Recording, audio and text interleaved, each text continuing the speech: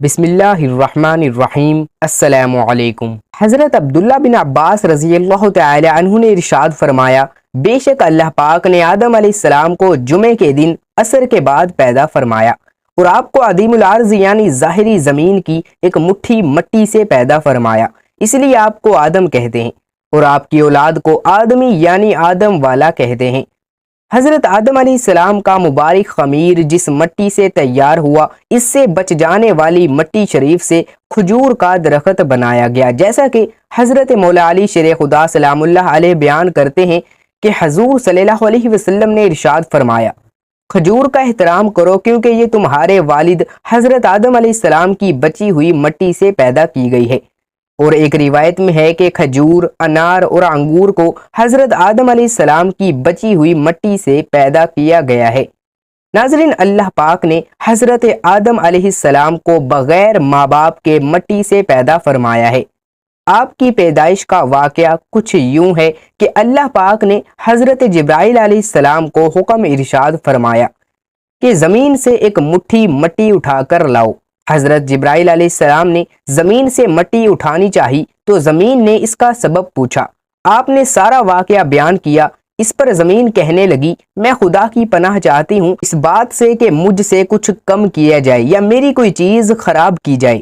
حضرت جبرائیل علیہ السلام مٹی لیے بغیر واپس لوٹ آئے اور عرض کی، اے میرے رب، زمین نے تیری پناہ مانگی تو میں تیرے نام پاک اور تیری عزت کا ادب کرتے ہوئے واپس آ گیا اور اسے پناہ دے دی۔ پھر اللہ پاک نے حضرت میکائیل علیہ السلام کو بھیجا تو انہوں نے بھی اسے پناہ دے دی اور بارگاہ الہی میں وہی عرض کی جو حضرت جبرائیل علیہ السلام نے کی تھی۔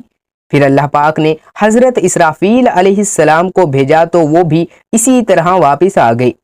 پھر حضرت اسرائیل علیہ السلام کو بھیجا، جب زمین نے ان سے پناہ مانگی تو انہوں نے فرمایا، میں اس بات سے اللہ پاک کی پناہ مانگتا ہوں کہ اس کے حکم پر عمل کیے بغیر واپس چلا جاؤں۔ چنانچہ انہوں نے زمین سے مٹی لے لی تو اللہ پاک نے روح قبض کرنے کا کام بھی انہی کے ذمے لگایا کہ تم نے ہی اس مٹی کو زمین سے الگ کیا ہے، تم ہی اس کو ملانا، اور ان کا نام ملک الموت یعنی موت کا فرشتہ رکھا گیا۔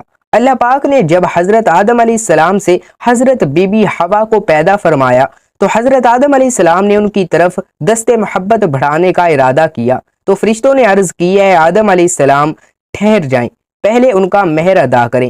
آپ علیہ السلام نے فرمایا، ان کا مہر کیا ہے؟ فرشتوں نے عرض کی، ان کا مہر یہ ہے کہ آپ ہمارے سردار محمد مصطفیٰ صلی اللہ علیہ وسلم پر 3 یا 10 مرتبہ درود پاک پڑھیں۔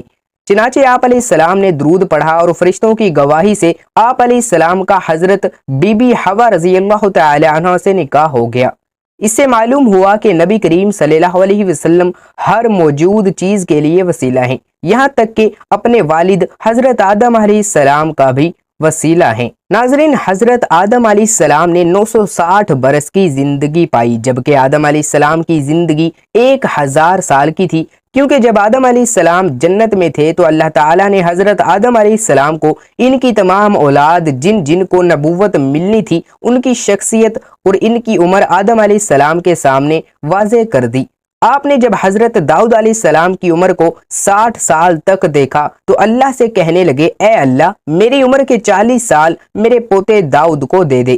تو یوں آپ کی دعا قبول ہو گئی۔ اللہ پاک نے آدم علیہ السلام کو 2 فرزند عطا کیے، حابیل اور قابیل، لیکن شیطان کے وسوسے، حسد اور نفرت نے جب قابیل کے ہاتھوں سے حابیل کو قتل کروا دیا تو حضرت آدم علیہ السلام اندر سے ٹوٹ گئے اور بار بار اللہ کے دربار میں دعا مانگنے لگے۔ تو ایک دن اللہ تعالیٰ نے جبرائیل امین علیہ السلام کو آدم علیہ السلام کے پاس بھیجا اور فرمایا، اے آدم علیہ السلام، اللہ تمہیں ایسا بیٹا دینے والا ہے جس کے نسب سے انبیاء و اولیاء زمین تک پہنچیں گے۔ اس کا نام شیس رکھنا۔ شیس کا مطلب ہے اللہ کا عطا کیا گیا تحفہ۔ اور یوں اللہ تعالیٰ نے آدم کی نسل کو زمین پر پھیلا دیا۔ جب آدم علیہ السلام کا آخری وقت آیا تو آپ نے بیٹوں سے کہا کہ میرا جنت کے پھل کھانے کا دل کر رہا ہے۔ آپ کے بیٹے زمین پر جنت کے پھل ڈھونڈتے رہے کہ اچانک سے ان کو فرشتے ملے اور کہنے لگے، اے ابن آدم، کہاں جا رہے ہو؟ تو انہوں نے کہا کہ ہم اپنے بابا آدم کے لیے جنت کا پھل ڈھونڈ رہے ہیں۔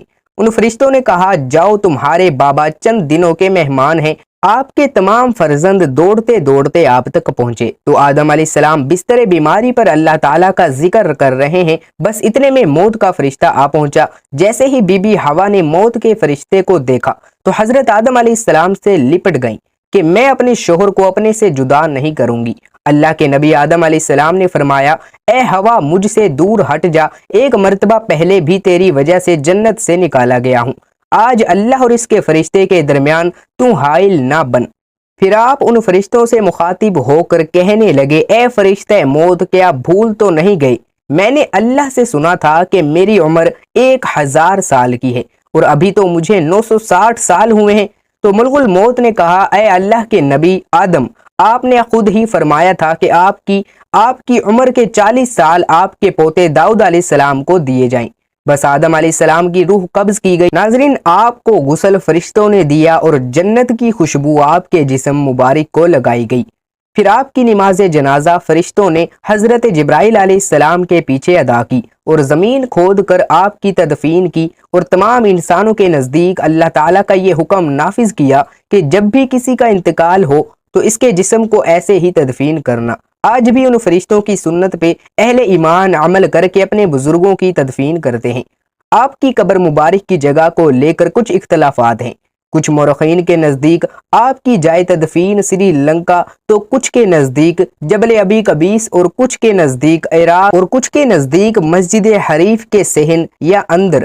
بعض روایتوں میں یہ بھی ہے کہ جب حضرت آدم علیہ السلام کی روح قبض کرنے کے لیے فرشتہ موت آ پہنچا تو آپ کے بیٹے جس کو آپ نے اپنا جانشین بنایا تھا حضرت شیث علیہ السلام سے کہنے لگے اے میرے جانشین، میں نے اللہ سے سنا تھا کہ عنقریب اس زمین پہ ایک بہت بڑا طوفان آئے گا، اگر تم اس وقت تک موجود رہو تو میرے جسم کو اس کشتی نوح میں سوار کرنا جو نجات کا وسیلہ ہے، اور اگر تم اس وقت تک نہ پہنچو تو اپنی اولاد کو وصیت کرنا کہ میرے جسم کو کشتی نوح میں سوار کرے۔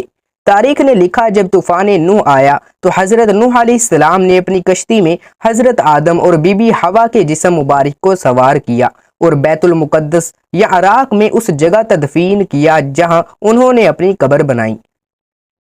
ناظرین، کمنٹ باکس میں اللہ تعالیٰ کے 99 ناموں میں سے ایک نام ثواب کی نیت سے ٹائپ کر دیں، چینل کو سبسکرائب کر دیں، بیل آئیکن کے بٹن کو دبا دیں، ویڈیو کو لائک کر دیں۔ اللہ پاک اس ویڈیو میں کی گئی کسی بھی قسم کی کمی کوتاہی کو اپنے فضل و کرم سے معاف فرمائے، کسی بھی قسم کی غلطی کو اپنے فضل و کرم سے معاف فرمائے۔ ویڈیو کو زیادہ سے زیادہ شیئر بھی کیجیے گا۔ اللہ پاک ہم سب کا حامی و ناصر ہو۔ اللہ پاک ہم سب کو اپنے حفظ و ایمان میں رکھے۔ نیکسٹ ویڈیو پہ ملیں گے۔ اللہ حافظ۔